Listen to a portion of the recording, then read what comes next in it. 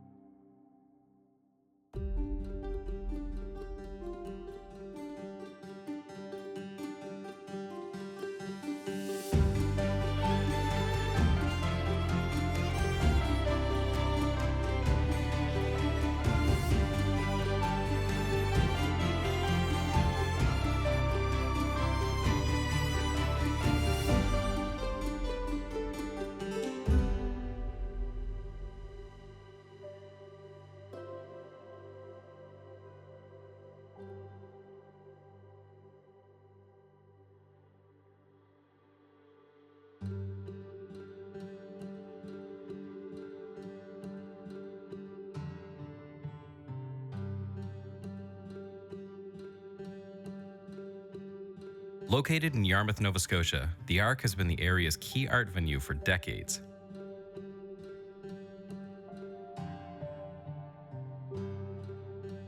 Like most spaces, the story has been a bit of a roller coaster ride over the years, but today it stands tall with a team ready to do what it takes to maintain and expand this crucial space.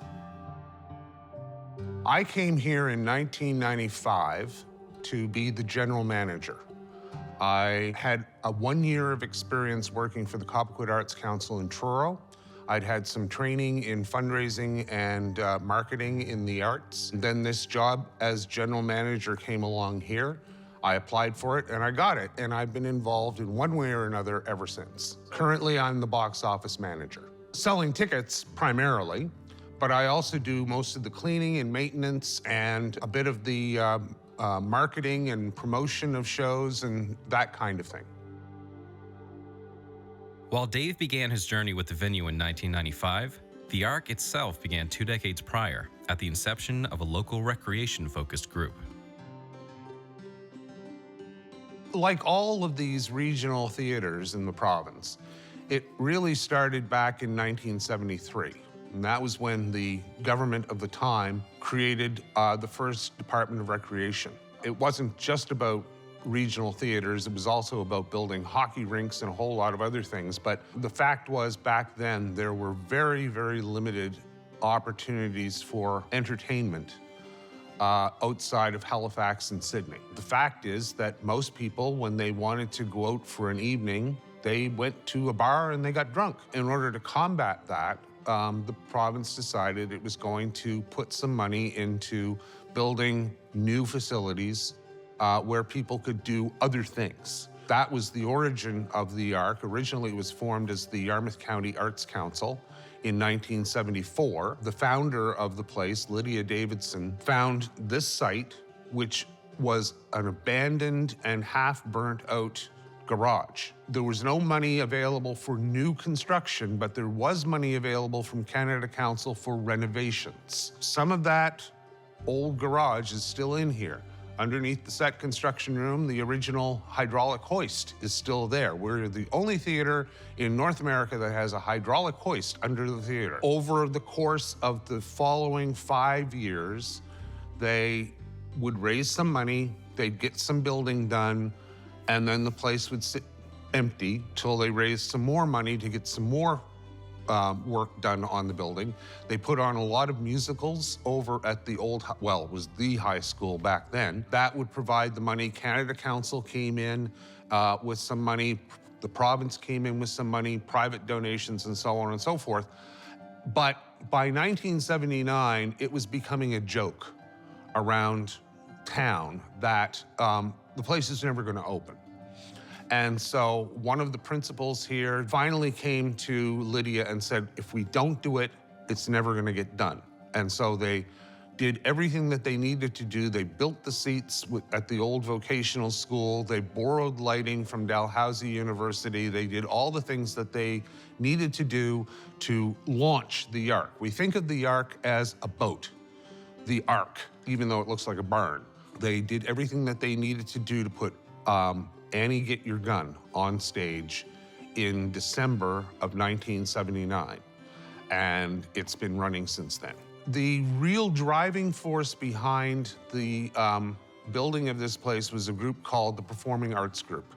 And that's what they did. They started with The Sound of Music in 1974, and they would do 1 or 2 big-name Broadway musicals a year. My Fair Lady, Annie Get Your Gun, Oklahoma, et cetera, all these big-name shows, because that's what people knew and that's what they would come out to see. But there was also a Yarmouth Drama Society that would do other theater besides musicals. The whole thing was built on an affiliate structure to encompass as many arts as possible.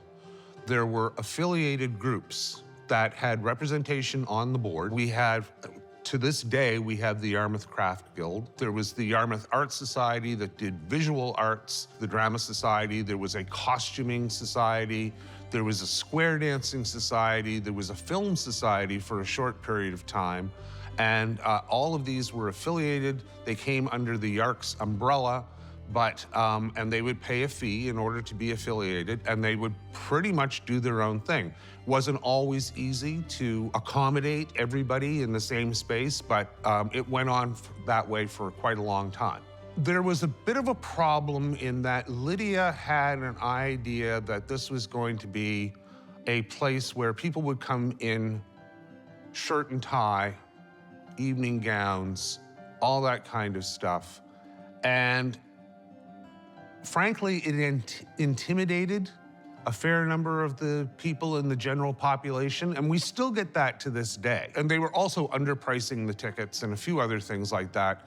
And so it went bankrupt the first time in 1986. And then they managed to get things up and running again. And then there was the second bankruptcy in 1993. Part of the problem, frankly, was that the job of general manager was a revolving door. There was most of the general managers only stuck around for about 6 or 8 months, and then they would move on. And it's very difficult to keep something running when the management is constantly changing. Despite the rotating door of managerial changes, things began to pick up when a consistent voice helped move the venue into the right direction. I don't think there was much of a shift. That would largely accounts for the second bankruptcy. I think the first real shift, not to blow my own horn, but the first real shift came when I got in here as general manager, when we got a more effective board of directors, and when I simply stayed for 7 years and gave that kind of continuity. Another thing that happened was that we started at that point to get some bequests. We had been established for long enough that people started to leave us a little bit of money in their will. That made a huge difference to our overall finances and why we're in relatively good shape today.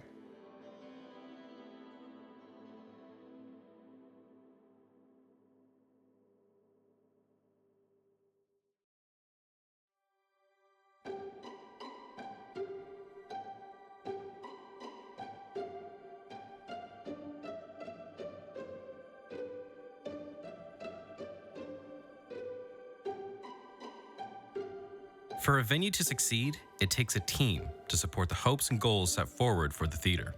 For the ARC, that is led by Executive Director Judy Snow.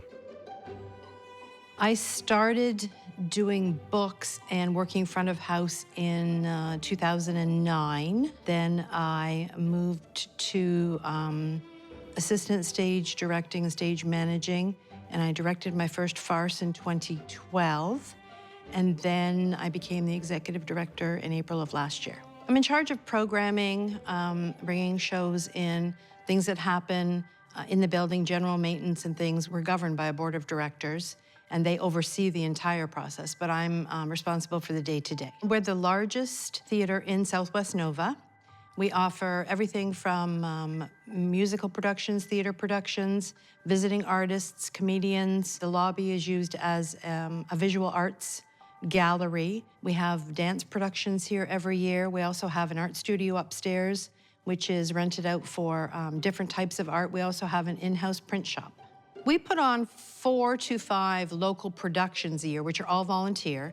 Volunteer directed, volunteer acted, everything from stage and construction and props and lighting, it's all volunteer. We bring in visiting artists, musicians, comedians, magic acts, family shows. We bring in something for everyone throughout the year.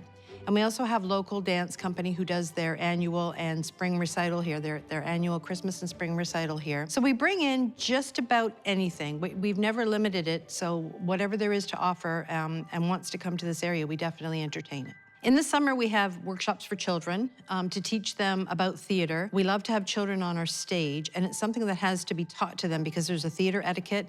There's everything from learning to do their props, learning to happen what happens backstage. We don't want the kids to think they just come out on the stage and act silly and go home. We want them to learn about the theater at a young age so that, I mean, let's face it, that's who's going to be on our stage in the future. So we want to capture them when they're young. So this past summer, we had a workshop from start to finish. They wrote their play, they did their props, they did their costumes, they did their sets. They presented their show at the end of their workshop, which was a week long, to their family and friends. We offer acting workshops like that. We offer some art workshops up in the art studio, teaching people not specifically just painting, following a leader, but teaching people how to craft things out of things that they wouldn't normally do. We've had playwriting workshops in the past. We kind of focus on the fact that I know we have 330 seats, and I know we're a theater, but we are an arts center. We are the Yarmouth Regional Arts Center. We are an arts center, which means all type of arts, not just theater. Yes, that's what our productions are always on the stage, but we try to focus on all aspects of the arts because that's what we want to be known as. If you get the chance to make it to the Arc for a show, here's a glimpse of what you'll experience. Starting with the entranceway, which houses the box office,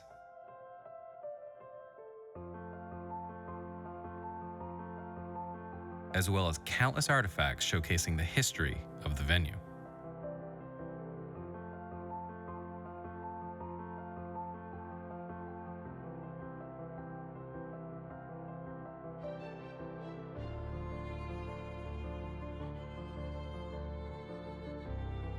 And before heading in, make sure to take a look at the posters covering the walls around you, showcasing the shows of the past.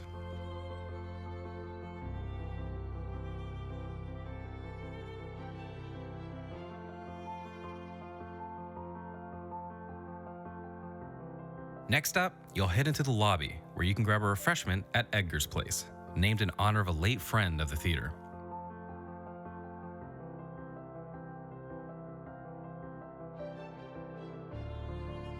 Before heading into the show, make sure to take in the stunning ceiling decoration.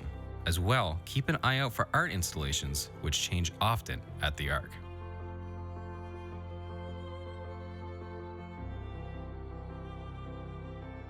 Now, what you won't see as an audience member is the backstage area, equipped with everything you need as a performer.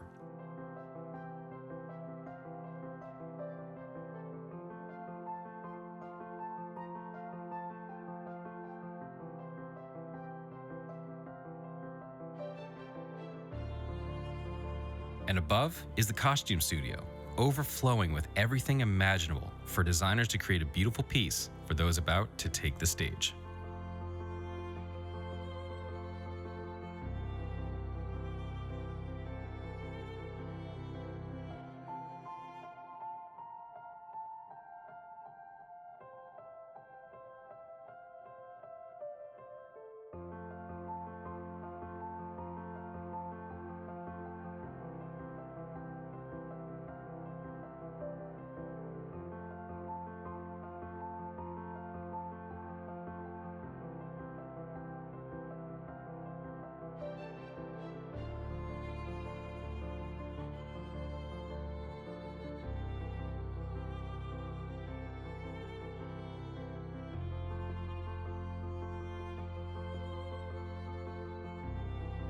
A unique aspect of the second floor is a small tunnel system that allows access from the costume studio all the way to the back of the stage, where sets, props, and more are created.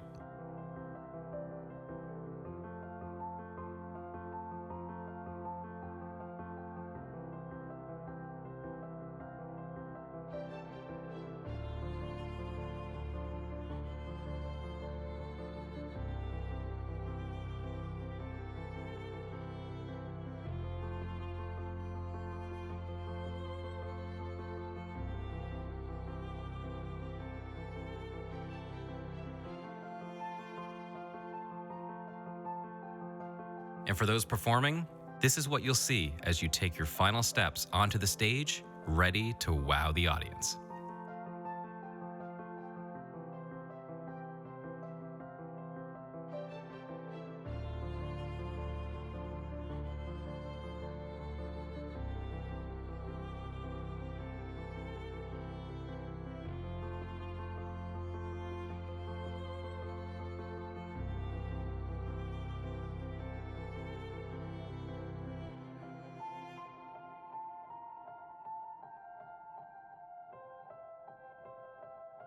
We try to pride ourselves on community and family. So we like to have people come in, whether they're visiting the area, come in and see what it's all about. We're quite talkative in the lobby for people who are coming in from outside of the area as well as in the area. And they've described it as sort of a warm community feeling. Our volunteers are family. They are family, and that's what we try to portray. We try to not be more on the business side and more on the community, the local warmth of Yarmouth side. So that's the general feedback we get.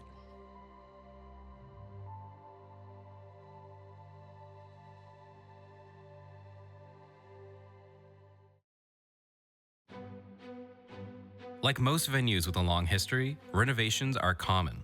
The Arc is no different, appearing as a bit of a mess when Dave first joined. When I got here in 1995, this place was a wreck. It had just gone through its second bankruptcy. The ceiling was falling down in several places, especially here in the set construction room. There were leaks in the roof. There was no air conditioning. The carpeting was in rags. We had the old original bench seats in the theater, which a lot of people hated because they weren't very comfortable. It was very, very difficult for us to get people to come out to see shows because the place had a bad reputation at that point. And I went home that first night and I thought, what have I got myself into? This place, I refer to it as Topsy. It was never born, it just grew. For example, the original lighting booth was over here on the side of the stage, which I have never seen before in any other theater. It wasn't really workable, but I believe the reason that they did it was because it's directly above the electrical room, so they didn't have to run a whole lot of cable. The first big change was when the foyer was built on. That gave us a little bit more lobby space, but it also allowed us to shift the lighting booth up to behind the theater itself. And eventually, because that was really inconvenient, running from the stage down around and up a flight of stairs and into the lighting booth and sound booth now is actually in the theater, and that original space is hardly used at all. But over the course of the 7 years that I was general manager, we managed to turn quite a few things around. We renovated the men's washroom. We put in the box office where it should have been in the first place. We got new carpeting put in. Generally speaking, the place is in better shape than it's ever been. I've been in more shows, I think, than I've actually watched from the audience because I'm a bit of an actor myself. Just the other night, I was talking to a gentleman down at the local pub, and he knew who I was, and he's a summer person, comes up from the United States, and he said the best show that I ever saw at the Arc was A Funny Thing Happened on the Way to the Forum. And I said, oh my gosh, I was in that. I was the Roman captain in that play. That was in 1997. And he said that was the best show I have ever seen at that theater. That was a very, very special show for me. Our former executive director, Sandy Phoebens, whom we lost last year, was famous for her large musical production. The first one I was involved in was Oklahoma, that we did way back in, it was prior to 2008. And then her most recent one, I think, was in 2015, and it was Chicago, and it was phenomenal. It just blew the roof off the place. It was sold out from start to finish. Just before the pandemic, we had another director duo, Nicole LeBlanc and Jordan Muse did The Little Mermaid, and once again, it was sold out before it started, and it was just incredible. With casts of over 40 people, costumes and sets and props, and what they were able to do on the stage. Those kind of shows stick out because of the phenomenal size of them, and the ones that people kind of remember. Those are the ones that I remember. One of the things that we have been seeing, and there's only a few examples that I can directly point to, but Yarmouth is finally growing again. Yarmouth's population was in decline from the early 80s until just the last census, when all of a sudden it turned around and Yarmouth grew by almost 5% from one census to the next. In that census, we were the third largest increase of any community in the province. And what we're finding is that this is again related to the pandemic, people moving from larger centers to smaller places, and from Ontario, from Quebec, from elsewhere, and they're moving into Yarmouth. And one of the things that's drawing them here is the theater.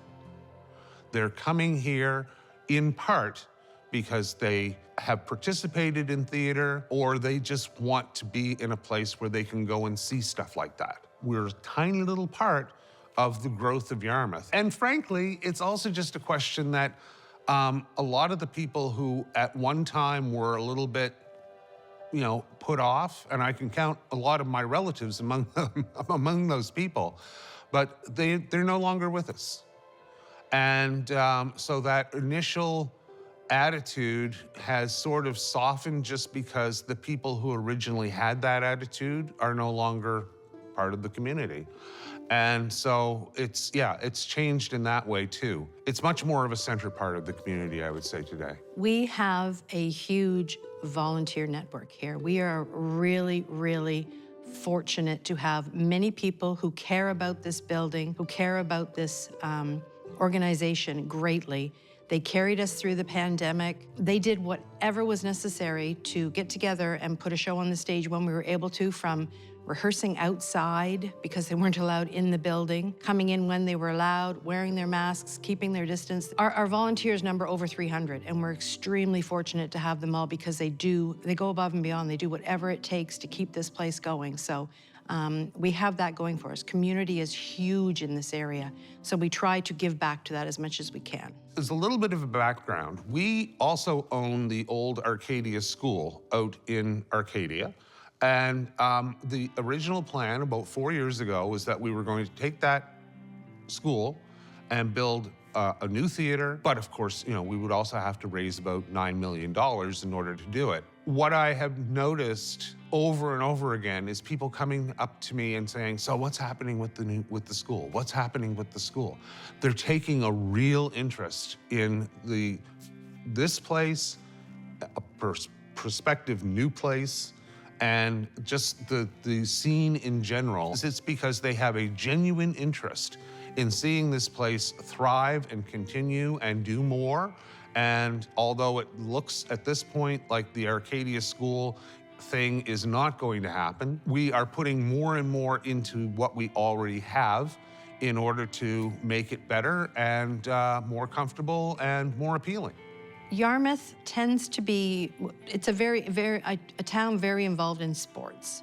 And not everyone fits into that mold. Not everyone fits in the sports mold. It's also a very artsy town, and there are those who are aware of that, and there are those who are not. So I think it's important that we give the diversity to those who are not inclined to sports and the other things that the town offers. We have to give those who are more inclined in an art direction, somewhere to go and somewhere to belong and something to be part of.